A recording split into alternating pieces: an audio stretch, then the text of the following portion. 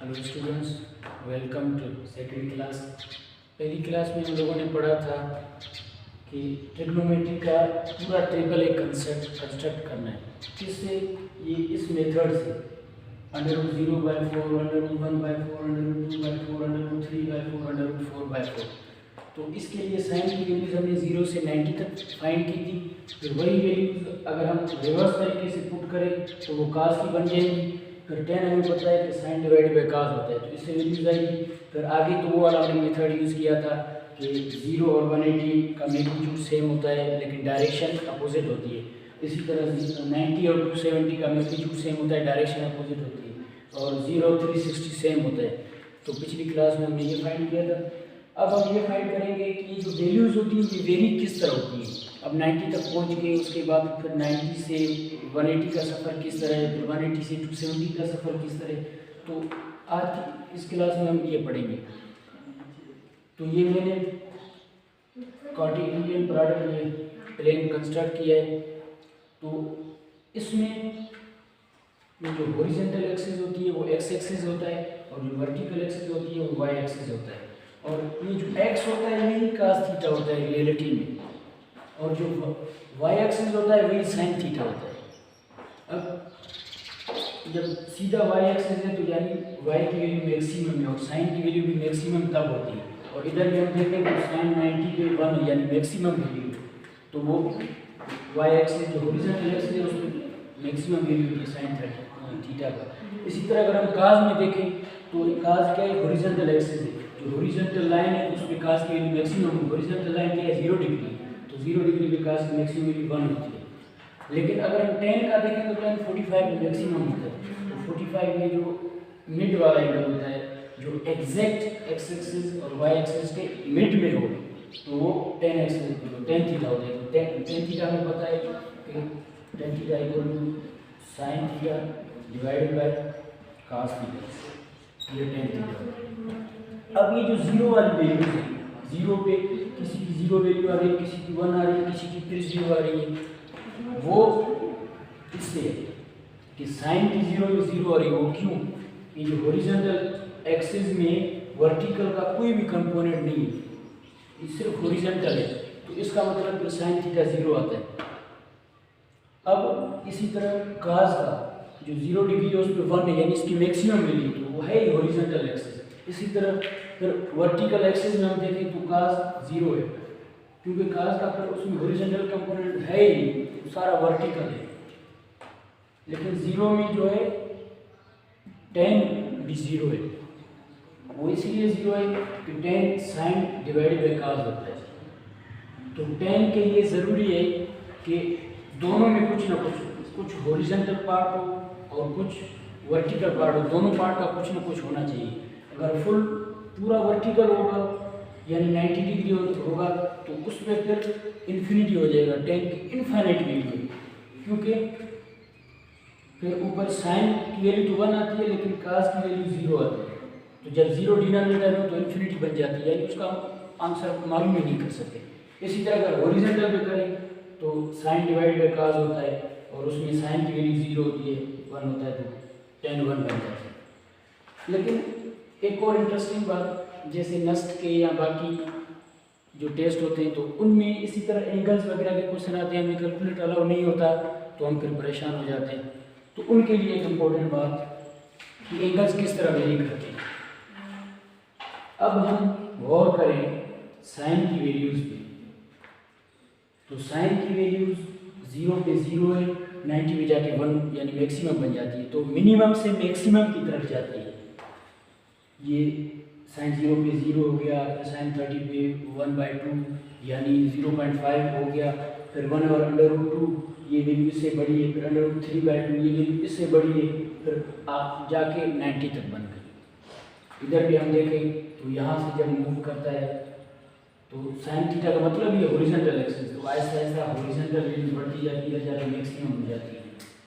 लेकिन फिर as it is come होती है, मतलब जो वैल्यू साइन 91 की हुई वही वैल्यू साइन 89 की, जिस तादाद से आहिस्ता आहिस्ता बढ़ा है उसी तादाद से आहिस्ता आहिस्ता कम होगा। यानी कि जितना बड़ा है उतना ही कम होगा। जो साइन 60 की वैल्यू होगी वही साइन 50 की वैल्यू होगी। जो साइन इसी तरह होगा, जो साइन 60 की वैल्यू होगी वो 150 की होगी, फिर जो साइन 30 की वैल्यू होगी वो 120 की होगी। इस तरह फिर 180 में पहुंच के दोबारा 0 हो जाता है। तो ये इधर दोनों इसके पॉजिटिव थे, ये पॉजिटिव वैल्यू थी, फिर इनमें नेगेटिव चक्कर भी काटता है और सीक्वेंस वही रहते हैं। अब इसी तरह अगर कास के पास आ जाए तो कास 1 फिर √3/2 फिर 1/2 फिर आधा फिर जाके 0 यानी मैक्सिमम से मिनिमम होती है। तो वैसे ही अगर हम इसमें देखें तो हॉरिजॉन्टल जो इस तरह आगे ये राउंड जाता है तो इसकी वैल्यूज कम होती जाती है। पहले मैक्सिमम थी, फिर होते होते होते आहिस्ता फुल इधर 0 बन जाती है। फिर इधर आगे उसका राउंड रिवर्स होता है, मतलब जो साइन कास 60 की वैल्यू होगी वही कास 120 की होगी। 60 से 90 तक इसने 30 ट्रेवल किया था और 90 से 120 तक 30 ट्रेवल किया। उसी तरह वैल्यूज वेरी होती है, फर्क ये होता है कि इधर माइनस में आ जाती है। मतलब साइन 20 -0.5 है और साइन 60 0.5 है प्लस में। तो इसका इधर से इधर तक राउंड बिल्कुल सेम होता है, लेकिन इधर प्लस इधर माइनस। और इधर फिर इसका राउंड इसी तरह होता है जैसे इधर से ये वापस इस तरह है। तो इसका 180 से 360 तक का सफर बिल्कुल इसी तरह होता है, क्योंकि कार फर्स्ट क्वाड्रेंट और फोर्थ क्वाड्रेंट में पॉजिटिव होता है और सेकंड क्वाड्रेंट और थर्ड क्वाड्रेंट में नेगेटिव होता है। तो इसका ये राउंड बिल्कुल इसी तरह होता है। तो उधर क्वेश्चन आ जाता है तो हम इस तरीके से देख सकते हैं कि मतलब अब फर्ज करें हमारे पास एंगल आया 53 एंगल, मतलब कैलकुलेशन से आता है और उसका आंसर लाना है हमें। उसका जब आंसर हमें लाना है तो उसके लिए हम फिर परेशान हो जाते हैं। नहीं, परेशान होने की जरूरत नहीं। ये टेबल आपको याद है, साइन 53 है तो कास 53 है, तो हम देखेंगे कास 45 की ये वैल्यू हमारे जेन में होगी और कास 60 की भी ये वैल्यू हमारे जेन में होगी। तो ये 0.5 बनता है और ये भी इसी तरह मतलब उससे थोड़ा ज़्यादा बनता है। तो 0.57 इस तरह कुछ आई थी। तो इसके मिड में कोई वैल्यू होगी जो हमारे अंदाजे से उसको टिक कर देंगे, क्योंकि मतलब इतनी क्लोज आंसर नहीं होती है। मतलब जो ऑप्शन होती है थोड़ा थोड़ा भी फर्क होता है, तो इनकी वजह से हम आसानी से इसको हल कर सकते हैं। इसी तरह अगर 10 में जाएँ तो अब 10 बड़ा इंटरेस्टिंग है। 10 0 से 90 तक यानी 0 से इन्फिनिटी तक जाता है, बहुत ज़्यादा जाता है, बहुत ज़्यादा बढ़ता जाता है। क्योंकि हमें पता है कि साइन भी 0 से मैक्सिमम की तरफ जाता है और साइन की नॉमिनेटर वाली वैल्यू है। तो जैसे जैसे हम आगे जाते हैं नॉमिनेटर बढ़ता जाता है और डिनोमिनेटर उतना ही कम होता जाता है। तो इस वजह से इसकी वैल्यू बहुत ज़्यादा बढ़ती है। एंगल कम बढ़ी है, बहुत ज़्यादा बढ़ती है। 0 फिर 1/3 45 पे 1 बन जाता है। और इसी तरह 1 इसलिए बनता है क्योंकि इस पे का साइन वैल्यू सेम होती है। फिर बढ़ते बढ़ते 90 तक इन्फिनिटी तक बढ़ जाता है, बहुत ज़्यादा हो जाता है। फिर 90 के बाद इसका वही चक्र होता है, जो 89 की वैल्यू होगी वही 91 की वैल्यू होगी, लेकिन फर्क ये होगा ये माइनस की होगी, क्योंकि 10 दूसरे क्वार्टर में माइनस होता है, पहले में तो सारे प्लस होते हैं, फिर तीसरे में ये प्लस होता है और चौथे में माइनस होता है। तो 90 से 180 तक का इसका चक्कर सेम होता है। और इसमें फिर इंटरेस्टिंग ये है कि 180 से 270 तक उसी तरह होता है। जिस तरह मतलब एक बार इसमें 0 से 180 तक किया, फिर दोबारा 0 से 180 तक, तो आगे भी इसी तरह चक्कर रहता है। तो इन तीनों का मतलब इस तरह डिफरेंट होता है। तो ये थी वैल्यूज जो इस लिहाज से वेरी करती हैं। हमें पता है साइन 30 की जो वैल्यू होगी वो साइन 50 की होगी,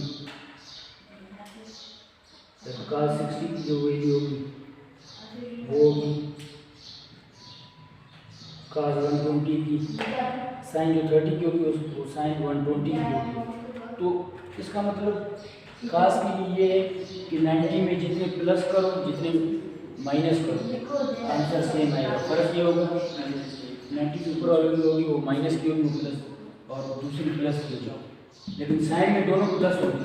जितने 90 में डालो उतने ही उससे मतलब जिस तरह ये 30 है तो 30 यानी ये आप 120 से निकालोगे तो 90 बन गया। तो ये 120 और 30 दोनों की सेम वैल्यू होगी। तो साइन का जो 60 होता है वो 150 उसके बराबर वैल्यू होती है।